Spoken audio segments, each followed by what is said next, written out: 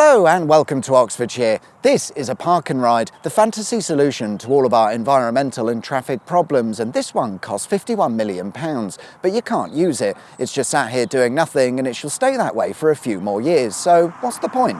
I'm not entirely sure. We'll try to work it out as we go along, but the headline is that Oxfordshire County Council have spent £51 million on building a park and ride that, for the foreseeable future, will not be open for use, and whilst that might seem like a waste of £51 million, it is. It all started back in 2018 when proposals were first put forward to construct an 850-space park and ride in a place called Eynsham, a short distance to the west of Oxford.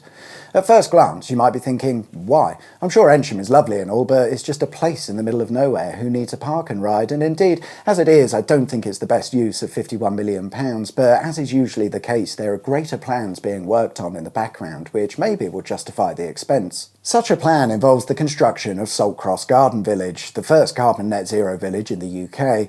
Occupying a vast site opposite Eynsham, there will be over 2,000 houses with schools, shops and a science park, and it will be served by this new park and ride. Small problem with that though. The Garden Village isn't due for completion until 2031, and considering there's already been a couple of years' worth of legal issues surrounding the project, that 2031 deadline may change. Sorry, that 2031 deadline will change. To be fair though, the plan isn't to wait for the Garden Village to be finished before the park and ride opens. We just needed a bit of context as to why they built it there. In the long run, it probably makes sense. What doesn't make sense is why the park and ride hasn't opened and won't open for a few more years, and the problem is that currently there's no way to access it. You can't drive a car or a bus in, so that's useless. Having spent £51 million constructing it, they didn't build the infrastructure to connect it to the main road. So what's the hold-up? Well, rather than just connect it up and make do for now, the council have another plan that they're working on in the background, and this plan will need to be executed before the park and ride is open for business, or at least that's what they say. The plan is costing an additional £100 million, and it will see various improvements made to the A40 road that runs from Eynsham to Oxford. The idea is to make all of it a dual carriageway and then add in some bus lanes. At the park and ride, a roundabout will be built giving access in and out, and it's possible that some buses will have separate access via dedicated bus lanes. And don't worry, they're adding in all the cycle and walkways you could possibly want. Of course they are, it's Oxford. The problem with this plan is that they've barely even started, and it's still not certain as to whether it will all go ahead. The councils say that the park and ride could be in use by 2026-27, subject to planning and construction. Yeah, so in other words, they've no idea. And it turns out they don't actually have the money to pay for the road upgrades. That part of the project is still being finalised, which is council talk for knows. So it seems to me that whatever the overall plan is, it's been prioritised in completely the wrong order. There's 50 million quid just sat at the side of the A40, and it will do so for, at best, a couple of years. I would have thought it's likely to be more, and even then I'm not convinced it will actually solve anything.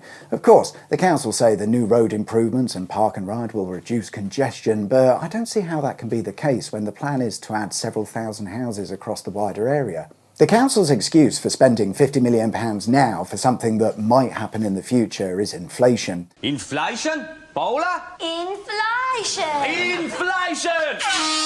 They suggest that by building the park and ride now it will save millions of pounds in the future, and whilst that is sort of correct, the park and ride is the cheapest element of the project. The A40 road improvements and house building are all projected to cost far more. So if you want to save millions because of inflation, maybe do those bits first and then add on the park and ride at the end, by which time you'll have the infrastructure in place so you can actually use it. It's a bit like that time Gloucestershire Council spent £50 million on a new motorway junction on the M49. It was completed in 2019 and to this day still isn't open because they didn't sort out how to connect the junction to the existing infrastructure beforehand.